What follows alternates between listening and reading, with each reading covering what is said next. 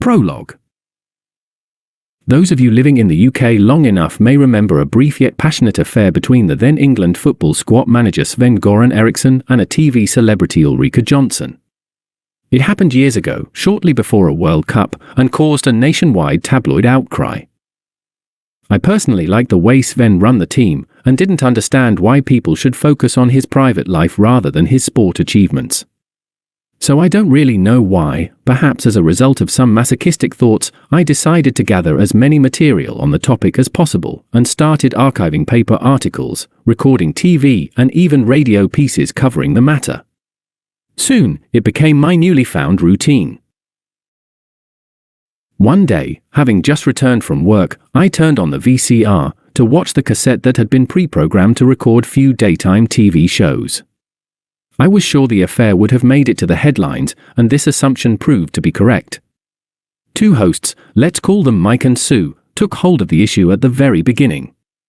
Since both Mr. Eriksson and Ms. Jonsson were from Sweden, they speculated on things the two could allegedly have in common, like speaking to each other on their mother tongue, visiting Swedish baths together, and even probably forming a Swedish family, the term I had to Google back then, along with their previous partners. To me, this sounded unbearably vulgar, so I was just about to fast forward the tape when Sue said, "But things could become even more bizarre should Sven fall in love with another compatriot of his." "What do you mean?" asked Mike, as if genuinely puzzled. "Who, not what," she responded, with an enigmatic grin. "I mean another pretty blonde from Sweden, a star even higher, or should I say taller, than the lovely Ulrika. Here she is, right in our studio this afternoon. Please meet Ms. Brita Sorensen, the tallest fashion model in the UK, in Europe and, arguably, in the whole world." I changed my mind at once as camera changed the angle and showed the guest chair. A woman in her mid-20s smiled at me from the screen. Not that I have been in love with tall women for my whole life, no, quite the opposite, in fact. When I was younger, I found their lanky frames intriguing, but not attractive, and only few years prior to that evening I wouldn't have even started to imagine dating a girl taller than me. This, to me, would have been inappropriate and even ridiculous. My attitude changed literally overnight. All it took is a party hosted by a 7-foot-tall girl called Katie, where I met her friend Natalie, who was even taller, and even nicer. These events were described in a story called The Night of Surprises. She was amazing in every aspect, and I was really close to falling in love, but 2 weeks later she left London for her hometown, and our relationship abruptly stopped. Her mobile went dead, and I didn't have her home address, and Katie wouldn't tell me, no matter how hard I pressed, and asked, and begged. I still don't have a slightest idea of what had happened then, but I've never seen Natalie ever since, nor have I heard from more of her. The only thing that I still keep as a present from that wonderful girl is my newly developed passion. Now I truly am what they call a tall women admirer. So much so that the name, Brita Sorensen, did ring a bell for me. A couple of years before, I'd seen a scant newspaper page somewhere on the internet, mentioning the tallest teenager in the world. The article claimed she was around 8 feet in height, still growing, playing basketball, and considering switching for the fashion industry. This, however, was so long ago, and nothing on her has popped up anywhere ever since, so eventually I came to a conclusion that the piece was a fake, and, slowly but surely, forgot about her. And there she was, alive and stunning. I couldn't estimate her height, as she sat 3 or 4 yards from the host's couch, and the camera didn't show her figure in full. But the face was young, and fresh, and sweet indeed. "Hi, Ms. Sorensen, nice to meet you," said Mike. "You know, my dear audience, if I were Sven, I would definitely stick with our guest rather than with Ms. Jonsson. Nothing impersonal, Ulrika," he added as he stared directly to the camera, "I just prefer them younger." And he turned back to Brita. "Well, it's trivial that fashion models are very tall. So how tall should you be to be named the tallest of them all?" "Well, my height is 2 meters and 42 centimeters, she had a charming accent and a great smile. "Sorry, darling, despite all the EU rulings, I still struggle when dealing with the metric system." Mike didn't look impressed. Sue, you always get loads of lousy stuff in your bag. Like every woman, snapped Sue. Probably, but this is immaterial right now. What I'm leading to is, do you happen to have a calculator in there? What would you do without me, was the answer, and a tiny machine was produced from thin air. But even without the calculator, I know that 1 centimeter equals 2.54 inches. Which means that in imperial terms, Bretta, you are as tall as. Sue's fingers floated over the keyboard, as tall as 614.5 inches. Now. You mean that the attack of the 50-foot woman was not a fantasy? Questioned Mike without a smile. Actually, the Hollywood have even reduced your actual height. It was Bretta's turn to look puzzled. Sue in the meantime nudged the tiny headphone deeper into her ear, and a second later declared, "It's all wrong, ladies and gentlemen. Our director just told me that 1 inch equals 2.54 centimeters, not the other way around." And then she grabbed the calculator again. "Relax, Bretta, your height is only 7 feet 11.276 inches. And this time it's final. Sue, honey, can we please cut the point something crap and round up to simple numbers?" pleaded Mike. "Just for you, darling. It's 7 feet 11 inches. 7'11", he. So you've nothing to do with a vintage movie, but you obviously have been involved with the American supermarket chain." As both women giggled to his joke, the host demonstrated little intention to end his one-man show. "Must admit, I met quite a few tall people here and there, but never as tall as 7'11". Bretta, how would you respond if an old short fart like me asked you to stand up and compare heights? Well, in any other circumstances, the sophisticated English word didn't give up easily to her, but she mustered it at last. "I would consider the request inappropriate, but here, well, I knew what I was up to. You see. And I don't know what I am going to be up to where, I wonder." With those words, Mike came to Bretta and extended his arm to her. For the first time the camera slipped down along her body and showed a sparkling grey dress she was wearing, ending above her knees. What a sign these sharp knees of hers were at the level of Mike's mid-thighs. And, despite his words, he wasn't short. In fact, he was rather tall. I remember him towering a full head over David Beckham, who isn't dwarf himself. However, when Ms. Sorensen stood up, Sue clapped her hands and said aloud and excitedly, "Oh Mike, you were a real macho to me, and now look at you." She was right, he looked ridiculous. The top of his head clearly didn't get it up to his guest's armpits, and his eyes were below her breasts. "Yeah, I can see myself in the monitor," he mumbled. "Hate to admit, I've never felt this short since I was like 10 years old." "Congratulations, Bretta," he graciously kissed her fingers, "you've managed to dwarf me completely." "Sue," he turned to his colleague, "don't you fancy standing next to the tallest woman I've ever seen?"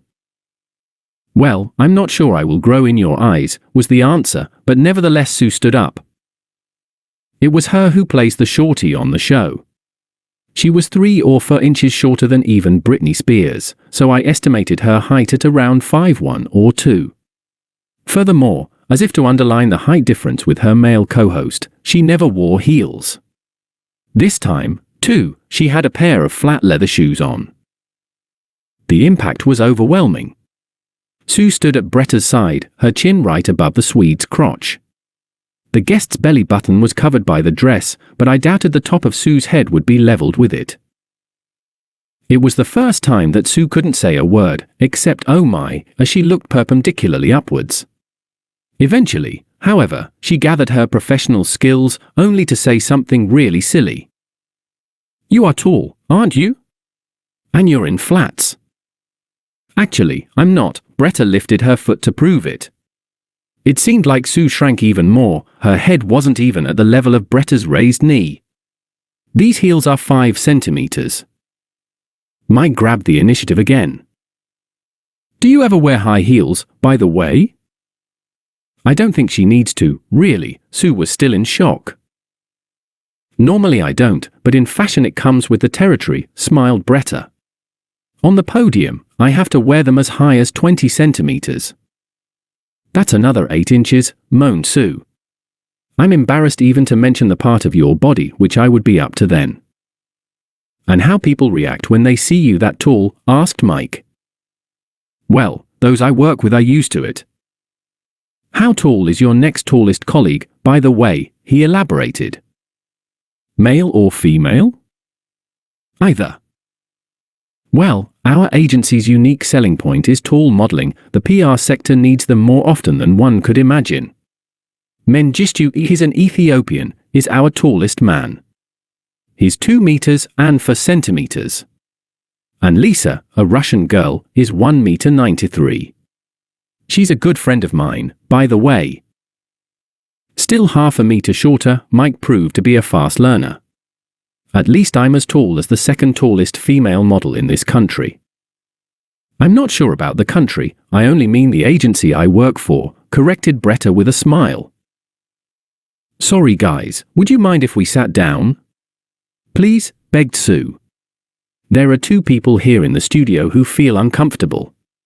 Myself, as I can't keep up with a conversation while craning my neck, and Rick the cameraman, who finds it impossible to keep the 3 of us in the frame at a time. Once they settled, she continued.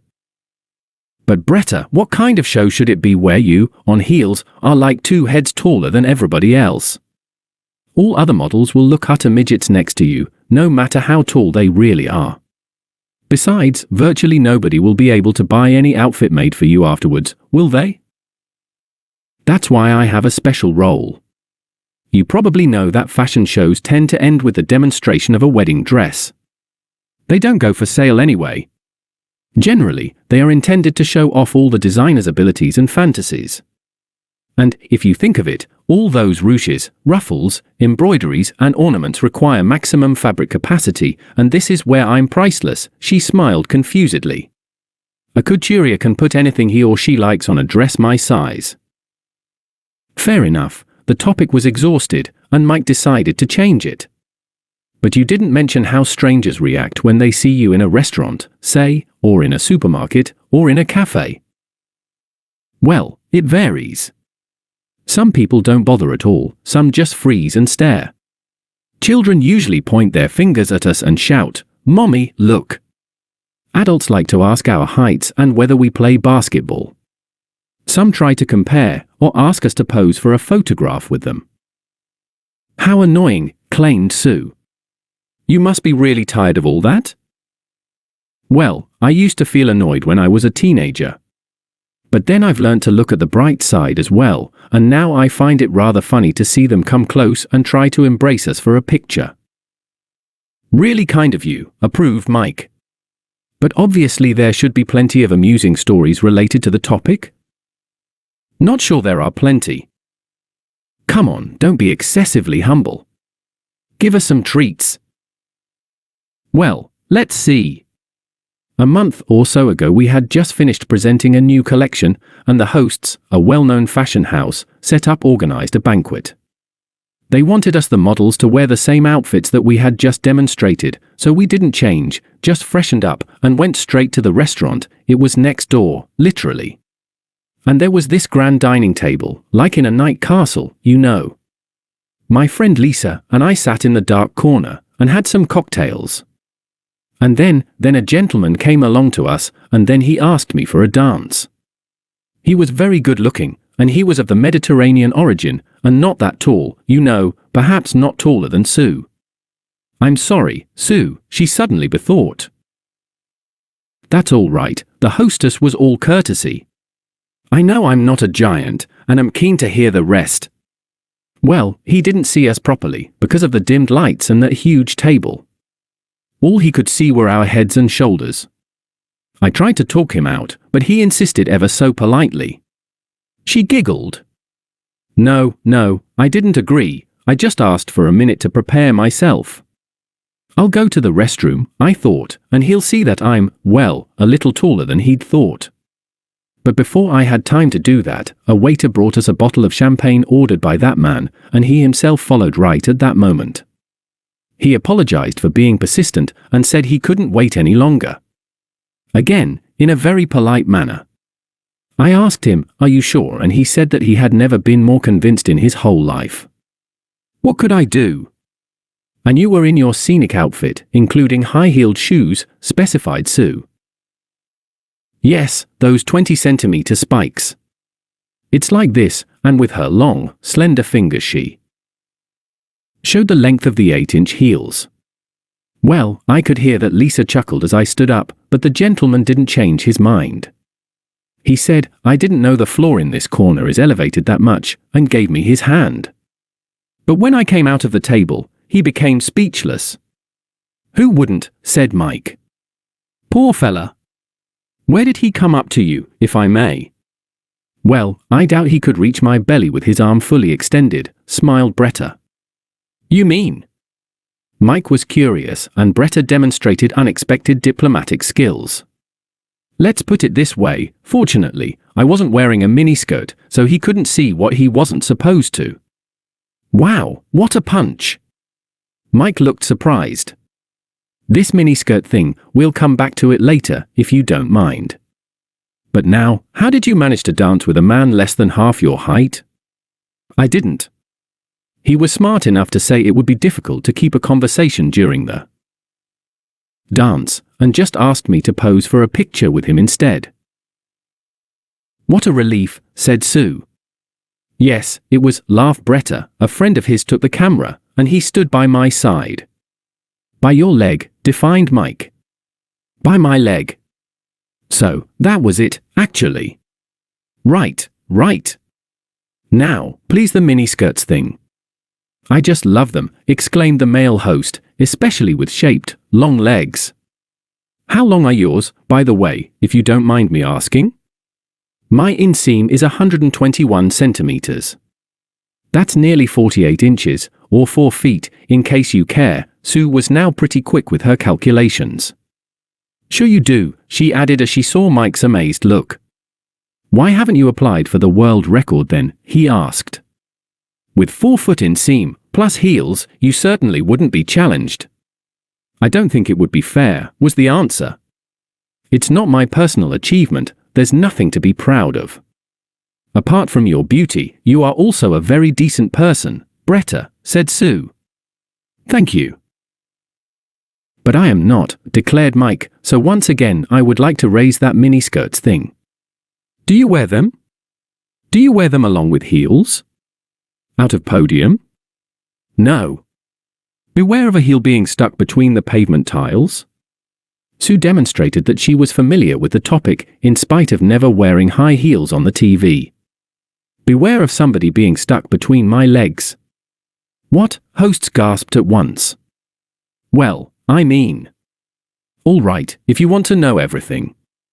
The other day a shoe designer presented me with the mules, also 20 centimeters high. And Lisa, she's always into fun, she liked how I looked wearing a miniskirt during the show, and bought me one, matching the shoes in color. She found it in a big girl shop, so it fit my hips, but was still much too short, only 40 centimeters or so in length. I said, no way I would wear this outside, and she just asked me to try it indoors." "With the heels?" "Yes. And she wore her shortest skirt and highest heels, too.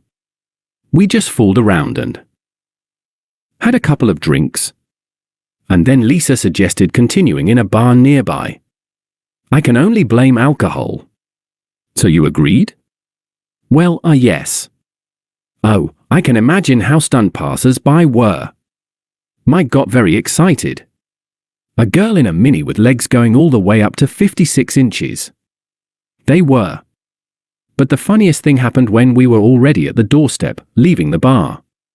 A rather short young man, I mean, really short, he walked up to us, and started to say something about his attraction to taller women, and that his girlfriend in Brazil or wherever was very tall, and played basketball, but he never saw a girl this tall. Lisa asked him what he wanted, and he said something really odd, to have a picture with him standing under my legs. No. Sue forgot to close her mouth. I know. We were having fun, and those cocktails inside, and he was very convincing, you. No, and no adult person had ever asked me to do that before. I only took his promise not to look. Up. Unbelievable, gasped Mike. And Bretta giggled, he fit well. Mike, are you still with us? Asked Sue. Indeed, her colleague seemed to be daydreaming. So, Bretta, she turned to the guest, you have some unparalleled experience in dealing with shorter men. But how tall is your boyfriend, if you have one? I don't at the moment. What about your exes then? Well, the latest one was up here, and her hand draw a line at the level of her breasts. Am I wrong suggesting that your height has been at least one of the reasons for you to have separated? Mike, admittedly, has lost his decency completely. One of the reasons, yes. Oh, poor Bretta. Sue became sympathetic. Of course, it's hard for you to find a perfect match. But I promise to look for a very, very, very tall guy, and if I found one, I'll invite him to be our guest here. And you must promise to watch our shows in order not to miss him. Deal? Deal. That was the last word Miss Sorensen said in the studio. But they didn't finish with the topic yet. A new picture appeared on screen, Bretta in a lavish wedding dress with a groom by her side. His head wasn't even up to her armpit, yet the presenter announced that the male model stood 6 feet and 6 inches tall. Unfortunately, her dress was too long to judge whether she was wearing high heels or not. Fortunately, the ticker on screen read, courtesy of Mayfair Agency, London. I opened the yellow pages, and 15 minutes later I knew that the next show that Ms. Sorensen would participate in was going to be in a week's time at Ritz. Okay, I thought, it's about time I bought a bow tie. A couple of months earlier I was best man on my friend's wedding, and a smart suit purchased for the occasion was patiently waiting to be worn for the second time.